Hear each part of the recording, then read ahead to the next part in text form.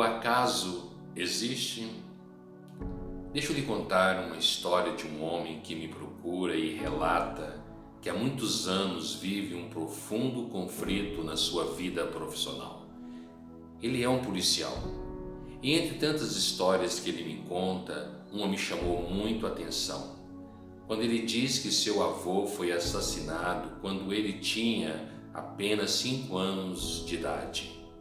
Então lhe fiz uma pergunta: você tornou policial por que mesmo? Imediatamente esse homem tem um insight muito interessante. Ele disse: eu acho que eu tornei policial para vingar a morte do meu avô. Só que tem um detalhe, né? Que tanto o avô quanto esse assassino já tinha morrido. Aí me veio uma outra pergunta: você poderá estar desenvolvendo o que mesmo? Ele disse um serial killer, né?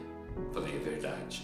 Só que isso, gente, está tudo a nível do inconsciente. Claro que ele não tinha essa consciência. E essas perguntas que eu fiz, ela veio muito em função de uma fala quando ele chegou no consultório. Ele dizia: João, eu tenho gosto de sangue na boca e eu quero matar. Então, para mim, essa história é algo que eu sempre costumo dizer: nada na nossa vida está solto. Tudo está conectado a algo maior. E se a gente não busca nessa história compreender, conhecer essa história, ela pode ser muitas vezes na minha vida trágica.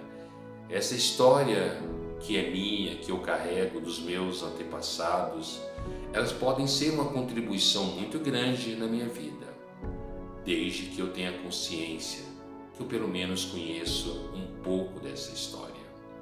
Então essa história, esse relato desse policial me chamou muito a atenção. E volto à pergunta inicial: o acaso existe? Talvez não, né?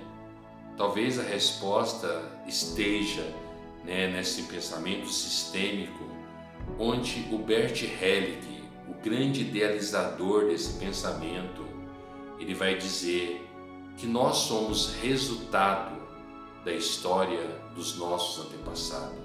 Muitas coisas que aconteceram lá pode, de alguma forma, repetir na minha vida. Então fica aí pra gente, esse desafio de conhecermos melhor a nossa história.